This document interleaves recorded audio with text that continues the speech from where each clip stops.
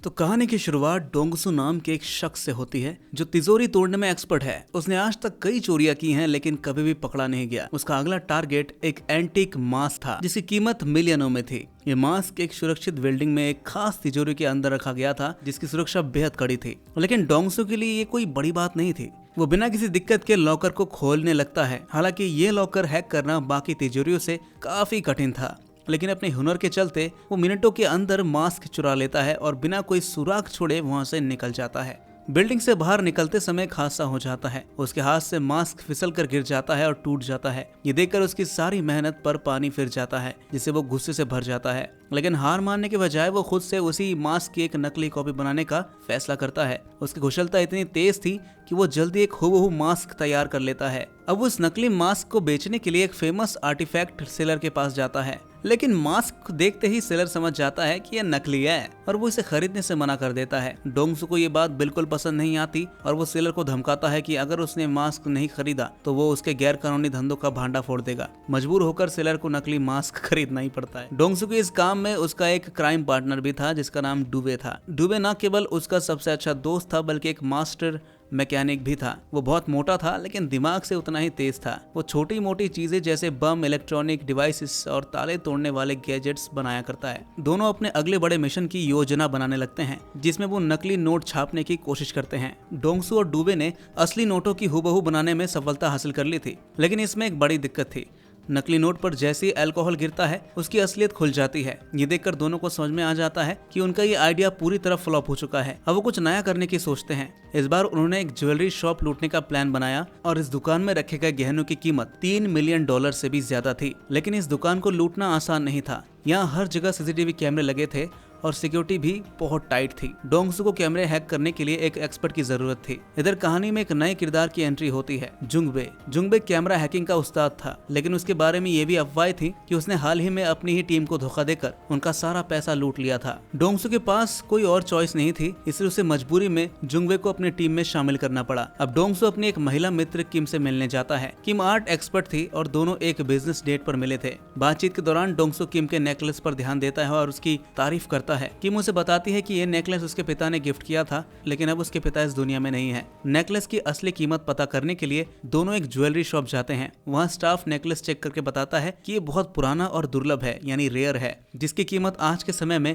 मिलियनों में हो सकती है। ये सुनकर दोनों हैरान रह जाते हैं। डोंगसू को अब एक बड़ा प्लान सूझता है। वो ज्वेलरी शॉप में अपने बैग को जानबूझकर सोफे के नीचे छुपा देता है और वहां से निकल जाता है। फिर वो किम के साथ एक दूसरे ज्वेलरी शॉप में जाता है ताकि वो ये कंफर्म कर सके कि नेकलेस की कीमत वाकई इतनी ज्यादा है या नहीं। और इत्तेफाक से दूसरा दुकान वही थी जिसे डोंगसू लूटने का प्लान बना रहा था। वहां पहुंचकर उसने अपनी फोटोग्राफिक मेमोरी का इस्तेमाल किया और दुकान के कैमरे, तिजोरी, सिक्योरिटी सिस्टम आदि को ध्यान से देख लिया। इसके बाद वो घर लौटता है और पूरे प्लान को पेपर पर स्केच कर लेता है। डोंगसू के पास चोरी को अंजाम देने के लिए सिर्फ 10 मिनट थे। उसने पहले वाली ज्वेलरी शॉप में जो बैग छिपाया था उसमें एक छोटा बम फिट था। योजना के अनुसार उस बैग में ब्लास्ट हो जाता है जिसे सिक्योरिटी गार्ड्स का पूरा ध्यान उस ओर चला जाता है। इसी मौके का फायदा उठाकर डोंगसू अपनी टीम के साथ दूसरी दुकान में घुस जाता है। जुंगबे ने सभी सीसीटीवी कैमरे हैक कर लिए और अलार्म सिस्टम को बंद कर दिया। दुबे और डोंगसू तेजी से तिजोरी की ओर बढ़ते हैं, लेकिन तभी एक समस्या खड़ी हो जाती है। सिक्योरिटी गार्ड समय से पहले ज्वेलरी शॉप की ओर लौटने लगते हैं। स्थिति को संभालने के लिए दुबे बाहर आता है और एक कार का शीशा तोड़ देता है जिससे गार्ड्स का ध्यान फिर से भटक जाता है। उधर डोंगसू ने तेजी से तिजोरी खोली और हीरो से भरा बॉक्स निकाल लिया। जैसी चोरी पूरी होती है तीनों गाड़ी में बैठते हैं और तेजी से वहां से निकलने लगते हैं। चोरी सफल होने के बाद डोंगसू और उसकी टीम इतनी खुश होती है जैसे उन्होंने चांद पर लैंडिंग कर ली हो। लेकिन असली कहानी तो अब शुरू होती है भाई। चोरी की खबर अगले ही दिन हीरो के मालिक चोमू तक पहुंच जाती है। ये सुनते ही वो गुस्से से आग बबूला हो जाता है, लेकिन चोरी की स्टाइल देखकर इम्प्रेस भी हो जाता है। उसे समझ में आ जाता है कि इस लेवल की सिक्योरिटी को तोड़ना किसी मामूली चोर की बस की बात नहीं थी। ये किसी ऐसे शातिर दिमाग का काम था जिसे चोरी में महारत हासिल हो। चोमू कोई आम इंसान नहीं था। वो सिर्फ एक मिलियनियर बिजनेसमैन ही नहीं बल्कि एक बड़ा गैंगस्टर भी था। उसने इस मुकाम तक पहुंचने के लिए कई लोगों को मार डाला था और अगर जरूरत पड़ती है तो आज भी किसी को मारने से हिचकिचाता नहीं है। हाल ही में उसके अकाउंटेंट ने उसे धोखा दिया था तो उसने उसे जिंदा जमीन पर गाड़ दिया। अब चोमू ने अपने आदमियों को हुक्म दिया कि वो इस चोरी के मास्टरमाइंड का पता लगाए। इस समय उसे वैसे भी ऐसे हुनरमंद चोरों की जरूरत थी जो उसकी एक बड़ी डकैती में मदद कर सके। उसने शहर के लोकल चोरों को बुलाकर उनकी काबिलियत टेस्ट की, लेकिन कोई भी तिजोरी खोलने में कामयाब नहीं हुआ। इसके बाद उसने बड़े लेवल के चोरों से पूछताछ की, लेकिन वहाँ भी उसे असली चोरों के बारे में कोई जानकारी नहीं मिली।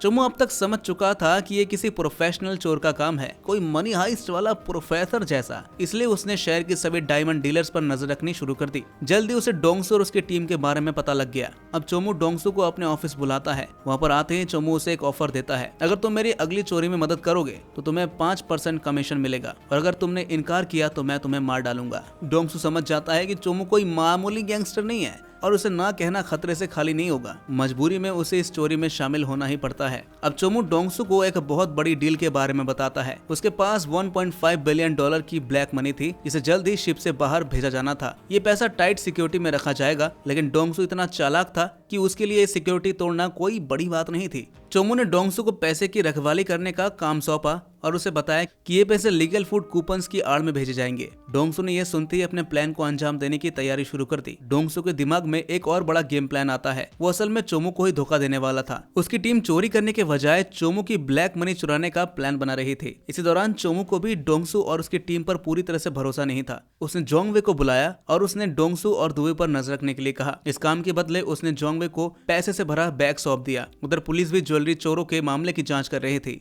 उन्होंने सीसीटीवी फुटेज में डोंगसू को देखा जो अपनी गर्लफ्रेंड के साथ था। पुलिस को डोंगसू के हाथ में एक बैग नजर आता है, जिससे वो समझ जाते हैं कि उसने हीरो की चोरी के लिए ही ज्वेलरी शॉप में ब्लास्ट करवाया था। अब पुलिस डोंगसू के घर छापा मारती है। वहाँ उन्हें कई और चोरियों की प्लानिंग के सबूत मिलते हैं। पुलिस की आंखें फटी की फटी रह जाती है जब वो समझ जाते हैं कि डोंगसू का कनेक्शन चोमू से है, लेकिन बिना कोई एक्शन लिए वो वहाँ से चले जाते हैं। अगले दिन डोंगसू दुबे के साथ पोर्ट पर पहुंचा और वहाँ एक बम फिट करता है। इसी दौरान जोंगवे ने सीसीटीवी कैमरे हैक कर लिए थे। डोंगसू दुबे को बताता है कि वो चोमू के सभी पैसों को चुराने वाला है, लेकिन ये बात जोंगवे चोरी छिपे सुन रहा था। इसके बाद जोंगवे तुरंत जाकर चोमू को इस प्लान के बारे में बता देता है। चोमू को समझ में आ जाता है कि डोंगसू धोखेबाज है, लेकिन वो ये फैसला करता है कि पहले पैसे सेफ निकालने के बाद ही डोंगसू से बदला लिया जाएगा। डोंगसू अपनी गर्लफ्रेंड किम से मिलने आर्ट गैलरी जाता है, लेकिन किम उससे नाराज होती है क्योंकि डोंगसू कई दिनों से उसके कॉल्स और मैसेजेस का जवाब नहीं दे रहा था। जब किम उसे पूरी तरह इग्नोर करने लगती है तो डोंगसू मक्खन लगाते हुए कहता है, तुम्हारे डैड मेरे टीचर थे, उन्होंने मुझे ये सब सिखाया जो मैं आज जानता हूँ। अब कहानी में एक बड़ा ट्विस्ट आता है। हमें पता चलता है कि डोंगसू आज जितना बड़ा चोर है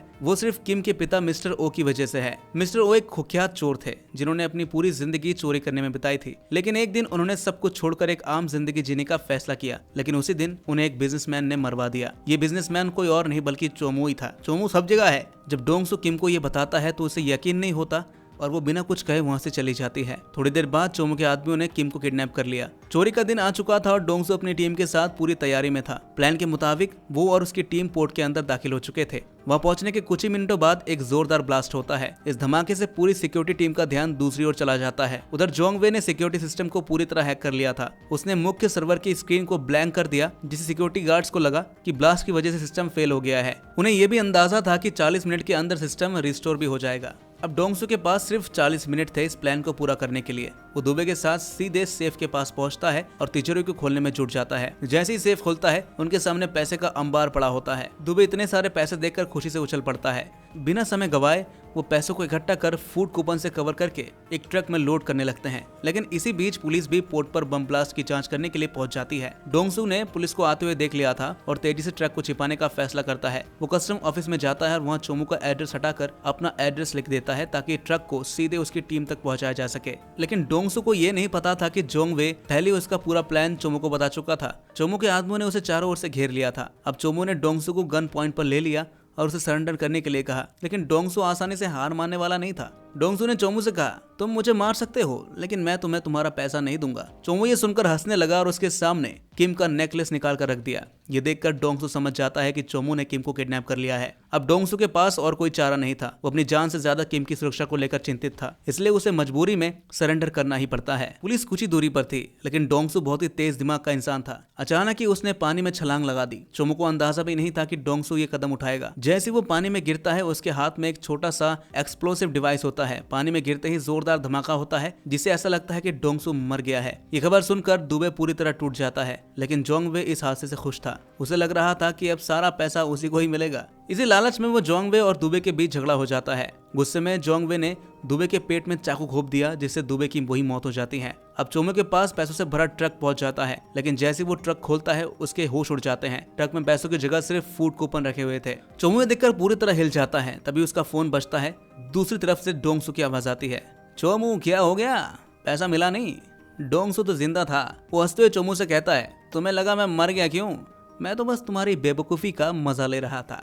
अब कहानी में सबसे बड़ा ट्विस्ट आता है डोंगसू की असली चाल। असल में डोंगसू पहले से ही चोमू को बर्बाद करने का प्लान बना चुका था। वो सिर्फ पैसे नहीं चुराना चाहता था बल्कि चोमू की पूरी दुनिया को तहस नहस करना चाहता था। वो पहले ही अंदाजा लगा चुका था कि चोमू किसी दिन एंटिक मास्क खरीदेगा, इसलिए उसने मास्क के अंदर एक माइक्रोफोन फिट कर दिया था। इस डिवाइस के जरिए डोंगसू को चोमू की हर बातचीत की रिकॉर्डिंग मिल गई। हीरो की चोरी भी डोंगसू ने सिर्फ इसलिए की थी ताकि वो चोमू के रडार पर आ सके। असल में चोमू को लगता था कि वो डोंगसू को ढूंढ रहा है, लेकिन सच्चाई ये थी कि डोंगसू ही चाहता था कि चोमू उसे ढूंढे और उसे अपने गैंग में शामिल करे। अब चोमू को समझ में आ चुका था कि वो पूरी तरह से डोंगसू के चाल में फंस चुका है। इसी बीच दुबे मरा नहीं था। जिस चाकू से जोंग वे ने दुबे पर हमला किया था वो नकली था। इतना ही नहीं, जो पुलिस पोर्ट पर आई थी वो भी डोंगसू के ही लोग थे। उनकी बंदूकें और गोलियां सब नकली थी। अब डोंगसू ने चोमू के सारे पैसों के बारे में पुलिस को जानकारी दे दी है। जैसे पुलिस चोमू के अड्डे पर छापा मारती है, उसके गुंडे और पुलिस के बीच जबरदस्त फाइट शुरू हो जाती है। इसी बीच जोंग वे किम को आजाद कर देता है और चोमू अपने प्लान के जाल में फंस जाता है। थोड़ी देर में पुलिस चोमू के सभी गुंडों को पकड़ कर ले जाती है। अब डोंगसू और दुबे ट्रक निकालते हैं और पैसे लेकर भाग जाते हैं।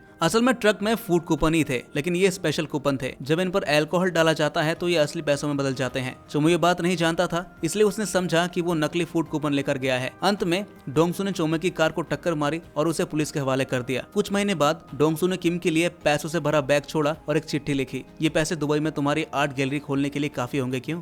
किम हमेशा से अपनी खुद की आर्ट गैलरी खोलना चाहती थी। डोंगसू ने यह वादा किया था कि वो एक दिन ये सपना जरूर पूरा करेगा। किम दुबई गई और उसने अपनी आर्ट गैलरी खोल ली और आखिर में अचानक डोंगसू वहां पर आ गया। फाइनली दोनों का मिलन हो ही जाता है और इसी के साथ ये मूवी भी यहीं पर खत्म हो जाती है। तो दोस्तों, कैसी लगी आपको एक कहानी कमेंट में जरूर बताइएगा और ऐसी मूवी एक्सप्लेनेशन देखने के लिए हमारे इस चैनल को सब्सक्राइब जरूर कर लीजिएगा।